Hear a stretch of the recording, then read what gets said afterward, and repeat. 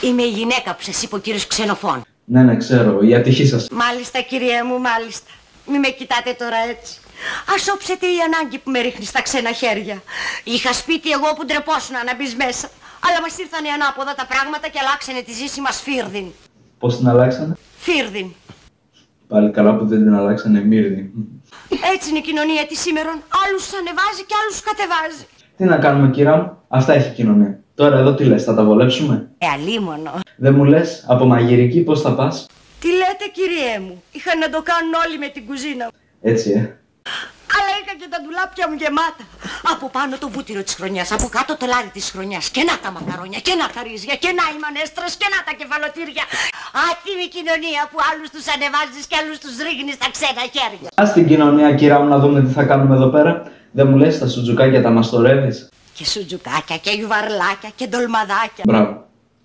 Αν μπεις πια για τα λαδερά. Ωραία λαδερά, Φας από τα χέρια μου σαλιγκάρια. Πανά θεμάσαι, μάνα τρίχιασε. Όταν άνοιγα το παράθυρο της κουζίνας μου, σκοβολούσε όλο το τετράγωνο και όλοι στη γωνιά στο καφενείο λέγανε «Η Δέσποινα μαγειρεύει». Αλλά είπαμε, άτιμη κοινωνία. Άλλους τους κατεβάζεις και άλλους τους ανεβάζεις στα τάρταρα. Ας τα κλάματα, κυρά μου, να συνεννοηθούμε, σε παρακαλώ, κάνε μου τη χάρη. Πώς είναι το όνομα? Δέσποινα Ανιφαντούλη. Του Μακαρίτη του Ανιφαντούλη, του Πάτροκλου που είχε φορτηγό και έκανε μεταφορές. Όπως βλέπω λοιπόν, κυρία Δέσποινα, έφερες μαζί και τα συμπράγκαλά σου. Πέρασε μέσα να τακτοποιηθείς. Αριστερά είναι η κουζίνα, δεξιά το δωμάτιό σου. Μάλιστα. Πού είσαι, κυρία Δέσποινα? Ορίστε. Φτιάξε μου εκεί πέρα ένα καφεδάκι να δούμε την τέχνη σου. Πού είναι ο καφές? Πού θες να είναι, κυρία Δέσποινα, στο κεφάλι μου? Στο ντουλάπι της κουζίνας θα είναι. Ψάξε εκεί πέρα να το βρεις. Και πώς τον πίνετε, λόγουσες? Κάνε εκεί πέρα ένα γλυκύ βραστό, τέλος πάντων. Τι έπαθες πάλι, κυρά μου, και κλαις? Έτσι σαν ελόγουσες γλυκύ βραστό τον έπινε και ο Πάτροκλος. Θεός χωρέστονε. Πανάθεμά σε γρουσούζα. Όταν έκανε μάλιστα και φουσκάλες, η χαρά του δεν λεγότανε. Άντε ρε γυναίκα, μου λέγε, και πάλι λεφτά μας πέφτουνε. Και έτσι ήταν η κυρία μου, όπως το έλεγε. Αλλά είπαμε, άτιμη κοινωνία. Άλλους τους ανεβάζεις και άλλους τους ρίχνεις στα ξένα χέρια. Ξένα χέρια. Ξένα χέρια. Ξένα χέρια είναι καλά.